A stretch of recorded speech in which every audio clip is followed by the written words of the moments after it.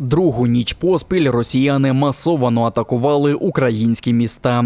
Били по енергетиці і просто по цивільним об'єктам. Справжнє жахіття влаштували у Кривому Розі. Там уже після 11-ї ночі ракетного удару завдано по місцевому готелю «Аврора». Половину чотириповерхової будівлі знищено ущент. Щонайменше 2 людей загинули на місці. Це чоловік і жінка. Ще 5 постраждалих вдалося дістати з-під завалів живими. Серед них тяжко поранена 43-річна жінка та ушпиталений чоловік 37 років. Інші 3 оговтуються вдома.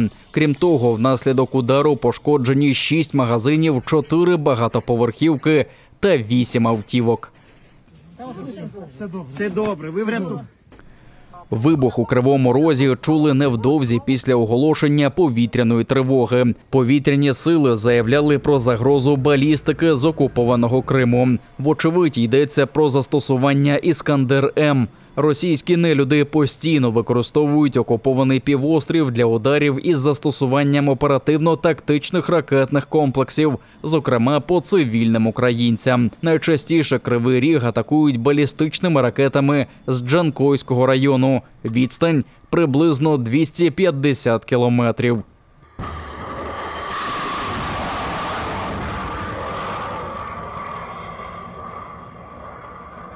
Вибухи лунали у столиці та на Київщині, на Хмельниччині, у Запоріжжі, Сумах, Рівному. Минулої ночі повітряні сили нарахували в українському небі 91 ворожу ціль.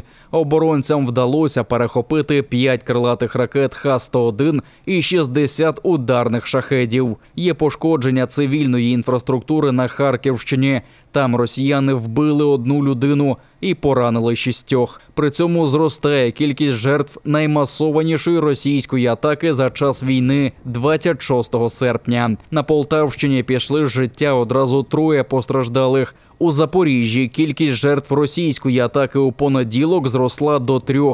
Медикам не вдалося врятувати жінку, яка зазнала тяжких опіків. Поза тим, жертв російського удару у понеділок могло бути значно більше. Тоді ворог випустив щонайменше 127 ракет і 109 дронів. Також запускаючи балістичні «Іскандери» з півночі Криму та іранські шахеди з мису Чауда. Головною ціллю ворога була українська енергетика. Але як для наймасштабнішої атаки пошкодження досить незначні, заявив віце-президент бізнес-спільноти Energy Club Максим Нємчинов. За його словами, основний удар прийшовся на розподільчі мережі. Маю надію, що за пару тижнів ситуація покращиться досить суттєво. На сьогодні ми маємо 4 черги графіків відключень. Скоріш за все, на протязі тижня, максимум 2. У разі, якщо таких атак більше не буде, або ми зможемо себе захистити досить якісно, як це було і, в принципі, попередню атаку, то за пару тижнів ми можемо повернутися там до 2 черг, або, можливо, навіть і вже без відключень бути.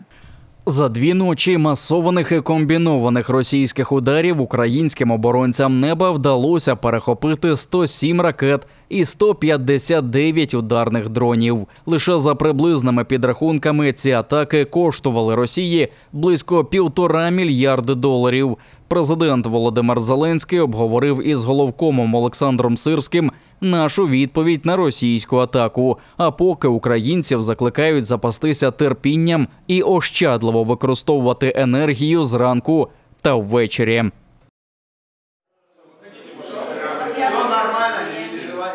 Кримсько-татарським бранцям з Бахчисарая уперше за рік вдалося побачитися з рідними. На диво їх допустили на слухання у Південному окружному військовому суді, що в російському Ростові-на-Дону. Раніше, коли кримців утримували у СІЗО номер 2 Акмісджита, сім'ї до них не допускали навіть на передбачені російськими законами побачення. Тільки дружині Ельдара Якубова Айше дозволили коротку зустріч з чоловіком-бранцем. І то після 8 місяців очікування та багатьох відмов. Дружини та матері цивільних заручників тішаться, що їхні близькі хоча б здорові. Мы рады тому, что мы увидели. Наши дети выглядят хорошо. Здоровье у них нормально, самочувствие тоже хорошее, настроение хорошее у них. Этому чему мы обрадовались, конечно. Держится бодро, готовы отстаивать свою невиновность. Передавали большой, огромный селям джемаату благодарность. Они всегда молятся за всех и знают, что наш джемаат поддерживает нас, и вместе, иншаллах, мы пройдем это испытание. Адвокат Демсі Медляєв розповів, що на засіданні оголосили обвинувальний висновок. Російський прокурор зачитував текст близько 2 годин. Він не відреагував навіть на заклик російського судді, який просив скоротити виступ. Ребятам задали стандартный вопрос, согласны ли они с обвинением, признают ли себя виновными или нет, на что каждый по отдельности ответил, что виновным себя не признает и что никакого преступления не совершали. Російські силовики вдерлися з обшуком до 6 кримців наступного дня після проведення саміту Кримської платформи та у День Незалежності 24 серпня минулого року. Незаконно затриманих ФСБ у Бахчисараї та навколишніх селах Ремзіні Мітулаєва, Руслана Асанова, Сейдамета Мустафаєва, Амітхана Умєрова, Ельдара Якубова та Абдулмеджита Сейтумєрова звинуватили у нібито тероризмі через буцімто причетність до партії Хізбут Тахрір. На гасіння гірського хребта Топе-Оба відправили 3-й вертоліт. Ще 200 добровольців вирішили власноруч приборкувати полум'я, яке уже 4-ту добу не вщухає на підступах до Кефе. Декому видали лопати, а комусь спеціальні наплічні вогнегасники. За їх допомогою заприскують осередки можливого тління хвої. А це близько 65 гектарів. Ще на 85 гектарах горить суха рослинність. На приборкання полум'я на гірському хребті Топе-Оба відрядили не лише 3 вертольоти, а 150 одиниць техніки та понад 5000 вогнеборців.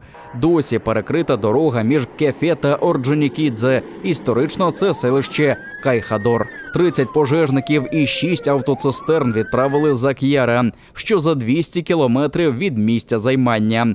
Для приборкання стихії уже скинуто 550 тонн води. При цьому на ранок вівторка окупаційні МНСники стверджували, що ситуація стабілізується, хоча вітер до 6 метрів на секунду не вщухає.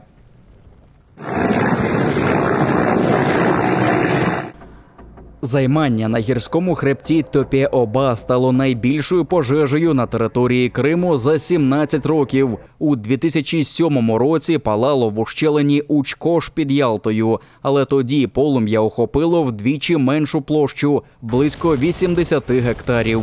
При цьому надзвичайна пожежна ситуація на півострові зберігатиметься щонайменше до середи 28 серпня. Як заявляє окупаційна влада, через аномальну спеку та посуху кількість пожеж на території Криму зросла на 1/3 порівняно з минулим роком.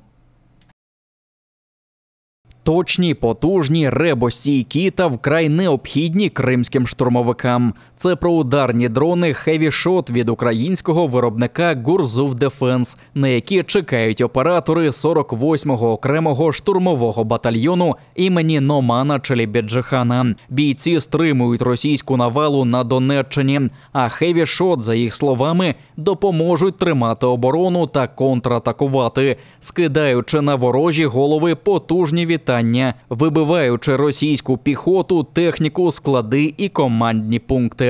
В залежності від комплектації такі дрони несуть до 8 мін, а це до 40 кілограмів навантаження, долаючи до 20 кілометрів. При цьому Heavy Shot оснащений якісною 2К-камерою та 30-кратним зумом. Стійкий до реп та автоматично повертається на базу.